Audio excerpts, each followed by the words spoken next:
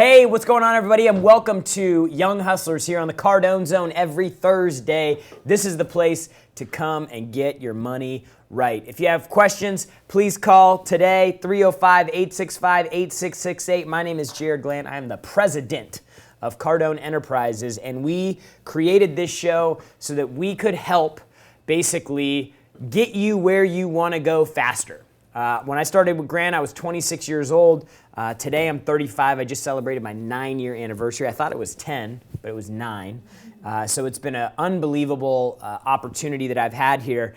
And really, when Grant and I are getting through and we're talking about the show and the purpose of the show and what it's about, really we always go back to, dude, what did you do that worked? And so what I try to bring into these shows every week is like two things. Number one, what did I do that worked? What did Grant tell me to do that I did along the way that got me where I am today? Number one. Number two, I try to get feedback from everybody. Like, hey, what do you need to hear? What do you need help with? So I'm always on Instagram. If you pop me messages, I almost always answer. If you have show topics, I'll always try to work them in. And yesterday I posted, I said, what do you have questions about? And I got like probably 84 responses, people asking questions, right? So I can't get through them all, but there was a theme as I was moving through all these questions, and I was like, these aren't the right questions to be asking for a lot of these folks. They tell me their background, they tell me their situation, and they're asking themselves the wrong question. And most of them aren't getting what they want. They're not where they want to be. They think they should be further ahead than they are, but they're not. And so there's all these questions and uncertainties and things that they have. So the show topic, inspired by your feedback today, is called Why You Suck at Your Job. This is a good one. This is a real good one. Let me tell you why. Because when I first started working for Grant, I had to confront the fact that I sucked at my job. And it wasn't until I decided that I was going to find a solution to this problem that things started changing for me. And first of all, you got to be in a position where you can go, hey, I suck at my job. Like if you're not where you're at, like be brutally honest with yourself. If you're not where you're at, if you're not where you think you should be, you suck at your job. Just like, let's just clear the air and get that out of the way. There's no middle ground on this. You're either great at your job or you suck at it. Because if you're average, then you're doing so many things wrong that like you just need to figure out how to get yourself into this greatness area, because there's no value in average. Like when you think about a baseball team or a professional football team or something like that, the people you know are the people that are freaking on the scoreboard all the time, or the ones making all the sacks, or the ones catching the interceptions, or the one, like the star players are always the one that stands out. Nobody knows anybody else in the middle. They definitely know the worst guy on the team, the guy that's always blowing the play, the guy that never gets on the field, the dude that got the big contract but turned out to be a bust. So like you have these two ends of the spectrum, and your target should never be for the middle.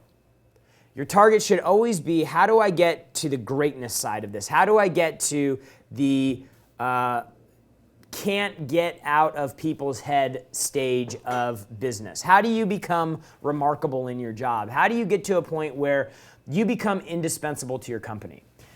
If you're not in that position right now, you suck at your job. And I know, because I sucked at my job too. So number one reason you suck at your job is because right now you are more committed to having fun than you are to your future. And this requires that, like, to get through this problem here, like, you have to stop and you have to figure out, like, what are my priorities right now? Are my priorities having fun in my 20s or my 30s? Not having a lot of responsibility, being selfish. Like when you get married and have a kid and tell me that you're not the most selfish person in the world. I know I am. Like I had to confront that. I got married, I'm like, wow, things changing a little bit. Have a kid, you're like, goddamn, man, I was selfish. I am a selfish person. I need to figure this out because now there's other people involved here that need time, attention, energy, effort, and they're not me. So you really need to think with like, where do I want to go? And is that more important than what I'm feeling today? Almost everybody that's successful will tell you this. Like, there's a period of time where you have to eat shit. There's a period of time where things suck. There's a period of time where you have no life. Any person who did anything great will tell you that you have to sacrifice today to get you where you want to go, ultimately.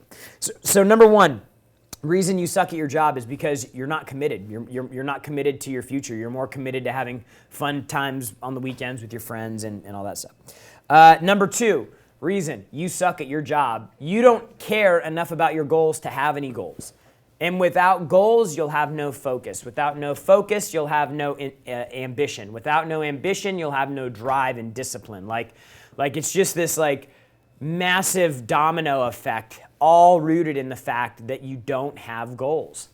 Like imagine the difference in your life if there's two types of people, I feel like. I feel like there's people that kind of start life, move through life without any real intention or purpose. And it takes some time to figure this out. Don't get me wrong. But what happens is you get too far down the path where you're like, where is this going? Where is this leading? And you end up living in this sort of like day to day, week to week, month to month thing. And then next thing you know, you're like, damn, it's been 5 years and I'm literally in the same spot I was 5 years ago, right? So then on the other end of the spectrum, you have the people that are like, this is exactly what I want, this is where I'm gonna go, and this is what I need to do to get there. They're intentional about what they're doing. Imagine the feeling that person or that individual has about how much control they have over where they're going. Imagine how much clarity and confidence and security they have, knowing that they're pushing and driving towards something that's important to them, rather than showing up, doing a job, going home, going to sleep, coming back, doing the same thing, hamster wheel over and over and over again. That's why goals are so important, because it gives you that thing where you're like, the goal and the goal and the target and the finish line becomes superior to the thing that you're doing that day. That's how you stay motivated. You get motivated because you're not showing up to do the thing you're doing today. You're doing the thing today to get you closer to your goal. So it's this massive change that takes place simply because you have vision and foresight and intention on where you're going. Third reason why you suck at your job is because you refuse to accept responsibility and you're always looking for excuses. By the way, these first three things I was guilty of. I had to come to a point where I'm like, dude, I work for this guy, I moved to LA, I thought this was gonna be this big deal. He's super successful, how come I'm not winning? How come I'm not where I'm at? Like, what's happening here? But if you're in that point, you have to be brutally honest with yourself, and you got to start asking yourself, like, dude, why do I suck? Come up with the reason. I promise you, this will help you so much. Come up with a list of things that you're terrible at in your job.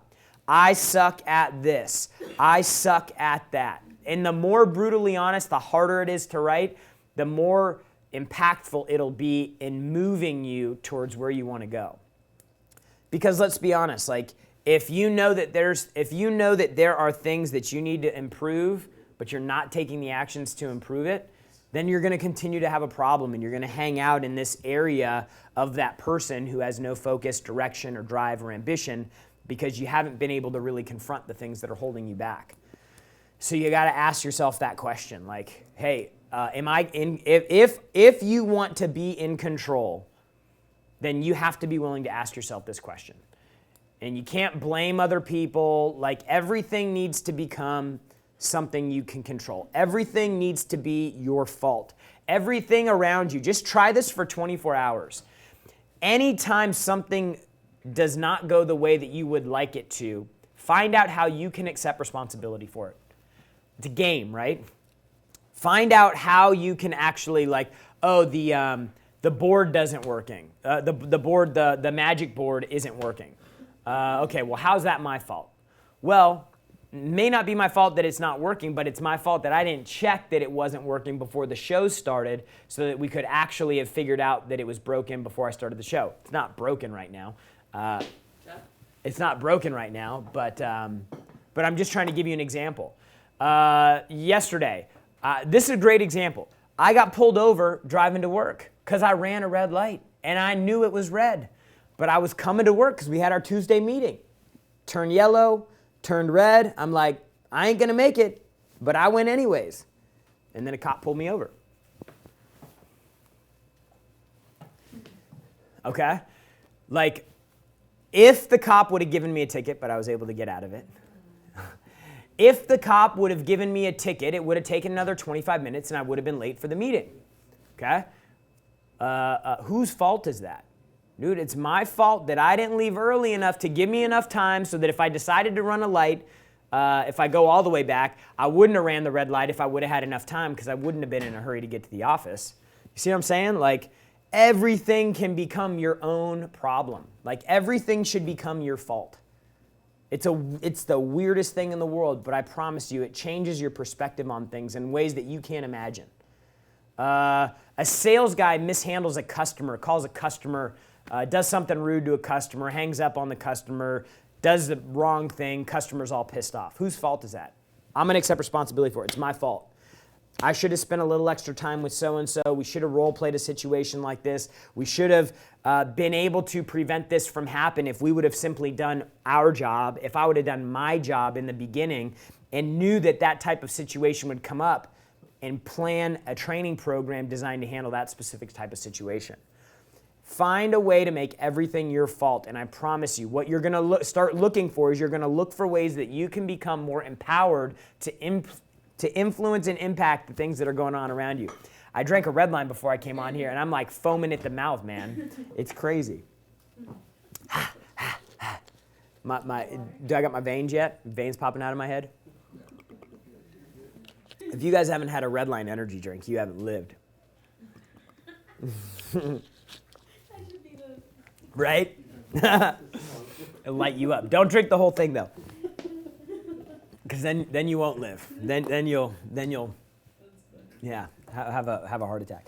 So you refuse to accept responsibility and you're always looking for excuses. Number four reason why you suck at your job right now. And these have nothing to do with your job, by the way. Every single thing on this list has something to do with you. And they're deficiencies that you have. One of the traits that I was able to develop after going through this situation, because I had been relatively good at everything that I had done in the past, and I got into a situation where I was not good at what I was doing in the beginning when I started with Grant. Like, I had to start figuring out, like, okay, is it him or is it me? I'm like, well, if it's him, then I'm just going to leave and I'm going to go somewhere else and I may have that problem again. But if it's me, then I can start working through the situations that I'm having and hopefully fix it. Number 4 reason you suck at your job, and this is a killer for people. You're more interested in what people are getting from you than what you are giving to other people. Like this, for people that are employed by somebody else, this is probably one of the things at the top of the list of the things that are holding you down. You're constantly worried about, oh, well, I'm giving this, or I'm giving this, or they're having me do all the blah, blah, blah. Like you're so focused on what you're giving, on what they are getting from you, that you're not taking control of that and focusing on the things that you're giving. Like you should shift your focus into how can I give more? How can I find more ways to be valuable? How can I go above and beyond? Like if you want to excel in a company, if you want to be more valuable to a company, always give. Like find different ways, creative ways that you can add value to the organization, because those are the types of people, the people you can rely on, the people that are always forward thinking, the people that are always trying to fill a gap where they see one. Those are the people who end up being successful in companies. You know, I do not own a business. I'm invested in a couple businesses. My wife has a business, but that's not how I made my money. I did not make my money starting my own company. I did it working for somebody else. I was an employee for somebody else, and I was able to get myself in a position, I'm 35 years old today, where I'm extremely successful, more successful than most people who own their own businesses. Because I was always looking for ways I could give. I was always looking for the opportunity. I was always accepting responsibility when I saw something that was out. I was always, if something was being mishandled in video or customer service or whatever, I was always trying to find a solution for it. And because I continued to do that, it ended up moving me from front desk to salesperson, and then from salesperson to sales manager, and then from sales manager to VP, and then from VP to president.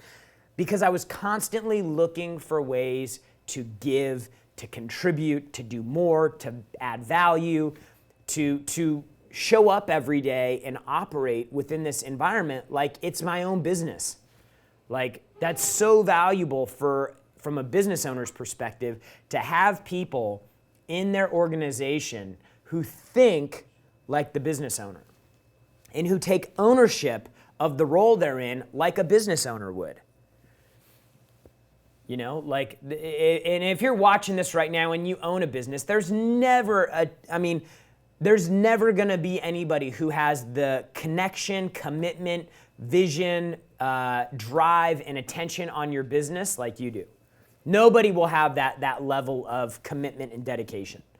But if the business owner's at 10, you might be able to find people who are like an 8.5 or a 9. Okay? And if you're a business owner, that is the most valuable thing that you can have. Imagine if you're a business owner and you had a string of 5 people who were all 9s out of 10s with their commitment to your business. Because now the business owner starts getting a lot of freedom. A ton of freedom, because they know that they have capable and able people who are committed and dedicated, that are out there pushing and driving the business and making good decisions. So from a business owner perspective, if you can have multiple people like that, it's the most valuable thing you can have. And that's one of the reasons why I've been so successful, because Grant continues to see me take responsibility. He continues to see me produce, perform, and get things accomplished and done as if in me operating as if this were my own business. So you really need to be focused on what you are giving in these circumstances as an employee, because that is the thing that is most important to your role and your growth and development and evolution within the company that you're in. And the last reason you suck at your job is this: you're just not committed to getting great at it. You will never be the most valuable player on the team if you're not committed to being great. You will never be, if you're in a company with 5 people, 500 people, or 5,000 people, if you're not committed to being great, you will never be an all-star, you will never be an MVP, and you will always find reasons to hate on the people within your company that are winning. If you're focused on your game and you're focused on being great and you're able to outwork people and you're able to eat shit in the beginning and make sacrifices that other people aren't willing to, if you're able to accept responsibility, if you have the ability to continue to give and you're focusing on how do I give more, not what are they getting from me, if you can put all of these things together, like, you will become a superstar employee. You will become a 10x employee. You will become the MVP on that team, and they will pay you, because if somebody like you leaves the company, it's detrimental. Like, you become so valuable in your role because of all of the things that you do. You start, like, it would take 5 or 6 or 7 people to replace you. Imagine if you were in that position. Grant said this one time. He goes, imagine if you were so valuable to the company that you were not dependent on the company for a paycheck. You became so valuable to the company, you weren't in a position where you were like, oh man, I really need this job. I really need to make more money. Man, I hope they don't change anything if anything were to happen here. But imagine if you became so valuable to the company that they looked at you and said, we could never lose Jared. If anything happened to Jared, like, we would be set back a long time. That's the thing you should strive for. Like the thing you should strive for in your job, and whether you own the company, you need to have this viewpoint towards your customers and your employees. If you're an employee, you need to have this perspective with your owner. Like you need to be like, how can I become so valuable that it would literally be detrimental to my company if they lost me? How can I become so valuable to my customer that it would so negatively affect them to lose, for them to do business with somebody else, that it would cost them pain and money and time and all of those things? How can you become so valuable that people view you as indispensable or priceless? You start shifting your focus into this and you won't suck at your job anymore. You're going to be freaking unbelievable. And I know because this is exactly what I did. And Steve Spray and Dave wrote, like the guys that have been with us for a long time, Ryan Secco, Sherry Han, like all of these people on our team are people that embody these things. We're constantly looking to give. We're constantly looking to add value. We constantly are looking for more ways to accept responsibility for the things that are happening here. Ryan sees something over here. Sherry sees something over there. Jared sees something over there. And it's not their main thing, but they're still like looking out for it as if it was. So you need to start pivoting the way that you're thinking about what you're doing in the role that you're in. You're never the victim. You're always in control. And if you're the one that's in control, then you can affect the change. So that's my message for you today. Let's go to the callers. All right, you got Craig in Atlanta. Craig, what's going on, man? Hey, what's going on? How you doing? Good. Appreciate the call. Not a problem, not a problem. What's your question? Definitely. So I'm 22 years old. I'm making about $38,000 a year, and I'm looking to do my first real estate deal. Looking to have low capital to start. Basically, I'm looking into short-term rentals and rental arbitrage and Airbnb. So my question is, should I start with controlling the whole property, such as a house, for rentals, or should I start by controlling a room for rent and listing it on Airbnb for rental arbitrage? This will be my first business. And also, what advice do you have for me before I actually start the business? And also, how can I scale that business once I get it running? Okay, so start, scale, and then what was the first part of that? Where Basically, where should I start? With low capital, making around $38,000 a year. How about this? Let me ask you this: how would you like to be able to find deals, list deals, profit from deals with no money out of pocket? Oh, I love that. Right? Okay. So I'm going to hook you up with a guy right now, Natalie. We're going to hook him up with my man Brian, who was in here that did the interview with G. He's got a program that basically teaches people how to go make money with Airbnb, zero money out of pocket, and will allow you to build a portfolio of properties that you manage for people, and you make a spread on the lease. That's exactly what I'd do. But you got to have the right information in order to do that. There's a process and a system that this guy uses. He's crushing it right now. I'll have Natalie give you the info. But the way that you scale that is you continue to show up every single day and you think like a business owner and not as a salesperson. Because in the beginning, you are a salesperson. And no matter who, we're interviewing a lot of people right now. And I tell people, even people that are coming in for executive roles, I'm saying, look, you are coming in to be the head of a division. You are coming in to be a business builder. But the first hat that you have to wear is salesperson. Because every role is required to produce on our team. It's part of our culture. It's part of our DNA. If you can't produce deals on your own, then you will not last here. You will not last in this environment because it's such a crucial part of our culture to have everybody constantly producing. So you need to, number one, get great at the sales thing. And some advice that I'll give you is anytime you're starting anything new, multiply by 10x rule. Multiply by 10 the time you think it's going to take for you to start making money. People ask me this all the time. They're like, hey, what do you think about MLM? Is MLM a great opportunity? They say I can make part-time income. I say, look, here's the deal with MLM. If you go in and you go, I'm willing for part-time income, I'm willing to invest a year of part-time work, the majority of the time, I'm not talking about the outliers or the exceptions, the majority of the time, you work part-time for a year in network marketing, at the end of that year, you might have $1,000 a month in part-time income. That is recurring, residual, built income. Maybe $1,500, most of the time. There are exceptions for people who go to $10K a month in 5 months or 4 months. But I mean, like you're talking about the top piece. And the problem that most people have with MLM is they don't go in with the right expectation of how much work it's going to be, how long it's going to take. I watched Sandy, my wife, do this with a MLM that she joined. She busted her ass for a year, and I think she got like full-time. She was doing this full-time all day. She busted her ass, and at the end of a year, I think she was making $5 or $6 grand a month. Full-time, all out. She didn't make any money for the first 4 or 5 months, and then things started picking up towards the end. But it's just work.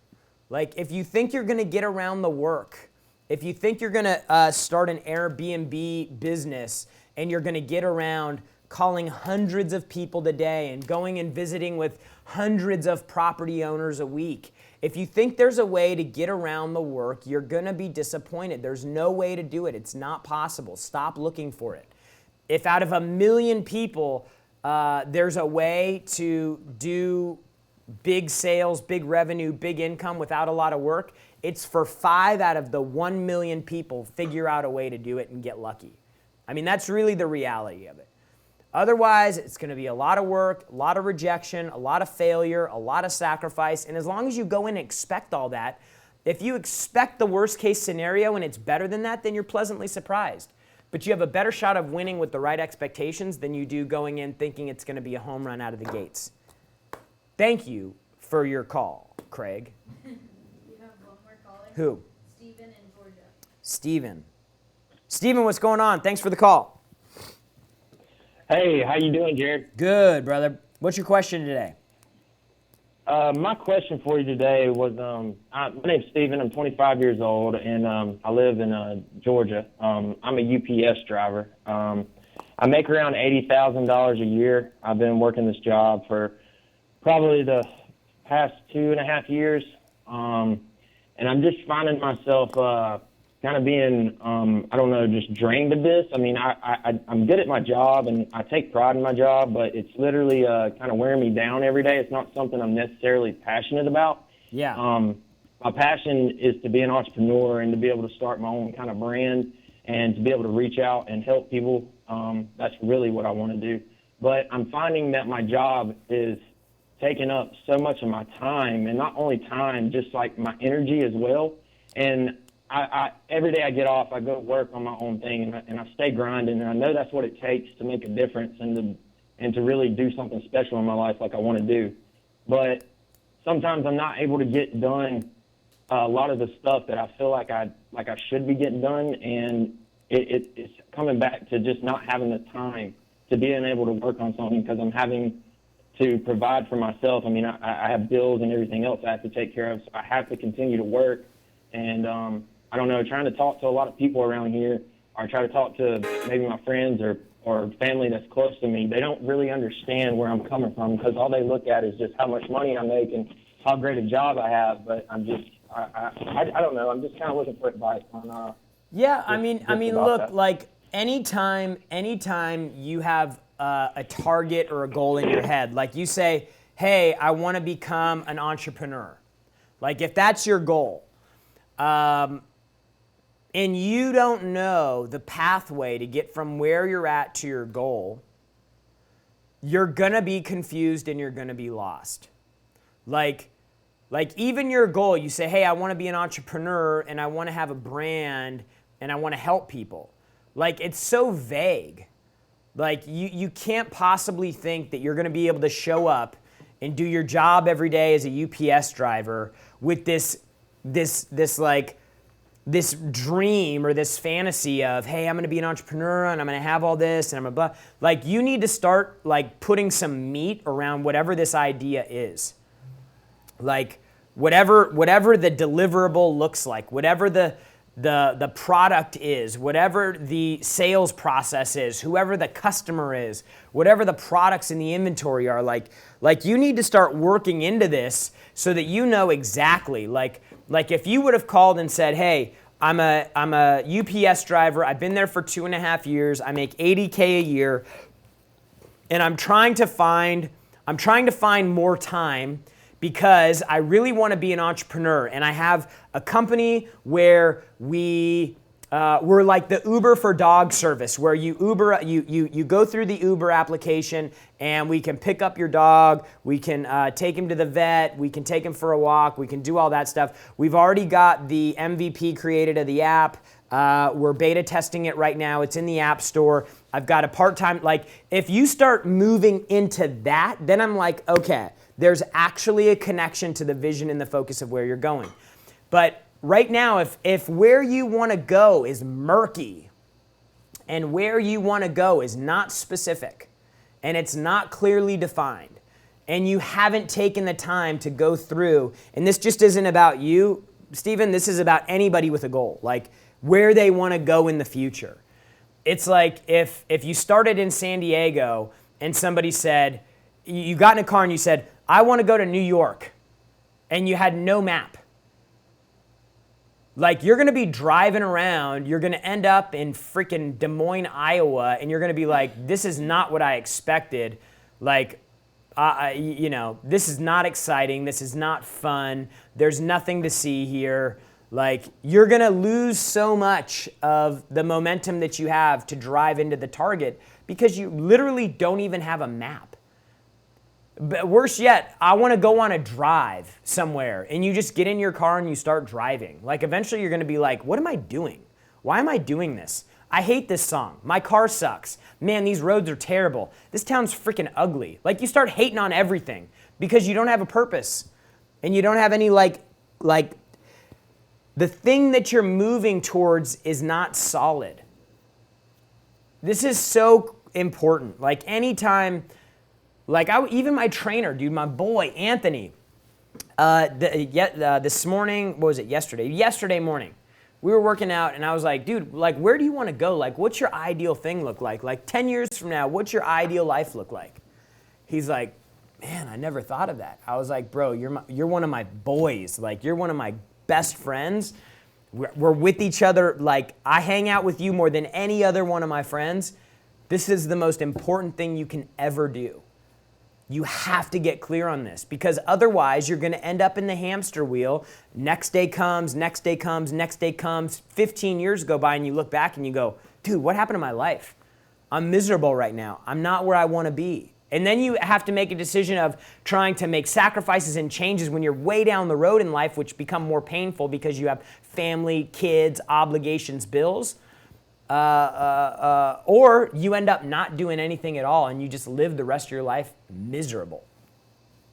None of that sounds fun to me. So it all comes back down to like really digging in to what you want. Like that's it. You got to figure out where you want to go, where you want to be, what you want it to look like. Work all the way backwards. And when you end up at today, realize that you might have to do something you don't like doing to get you ultimately where you want to go. I saw a video Gary Vee put up. He's like, dude, if you can make 140 grand working for somebody else or 80 grand working for yourself, you should work for yourself. I don't know if I agree with that. Dude, if I know that my thing is not working for myself, but it's some other target or goal, then if money is the thing that's going to get me there, you need to chase the money. You need to get that money. Get the bag, yo. You got to get paid. Now, if your goal is to be your own boss and you don't really care about the quality of your life or anything like that, and you're just like, I want to be happy, I want to be my own boss, and I want to show up to my own thing, then that's the thing you should do. But for most of us, when we work into our ideal scene, setup, scenario, life, whatever, we go fast forward and we're like, man, money is going to be a pretty important part of this. So then you need to work back into, hey, what's happening today? What's going on today? So that I can like actually move towards my goal, my target. You suck at your job right now, but you are in full control of turning things around. if you do these 5 things. Quick recap. Number 1, you need to be more committed to your future rather than having fun. Number 2, you've got to care about your goals and your targets and your dreams. Number 3, you need to accept responsibility. Find ways to accept responsibility for the things that are going on around you. Number 4, be interested in giving, not just getting. Be interested in giving, not just what you're giving. Oh, all I ever do, I work for the man. All I ever do is bust my ass and work all these hours, and they don't even pay me, and they don't treat me good. You're focusing on the wrong things. And number 5, you got to get committed to being great at what you do. The only way you're ever going to get paid like you're great is to be great. The only way you're going to get paid like you're exceptional is to be exceptional. No shortcuts, no other way around it. So you suck at your job right now, but you can do something about it. I look forward to seeing your comments and your love and your hate for this show. Make sure that you subscribe. Make sure that you share the post. Make sure that you comment. Hit me up on IG. Huh? Yeah. Hit me up on IG if you have questions. Major announcement today. First speaker for the 10X Growth Conference is going to be announced today. We are going live at 5. 10xgrowthcon.com/live. Can't wait to announce our first speaker. You're going to love who this speaker is, and I can't wait to share it with you. Live at 5 today, 10xgrowthcon.com/live. Remember, the only people who condemn the hustle are the ones who've already given up on the hustle themselves. We'll see you next week.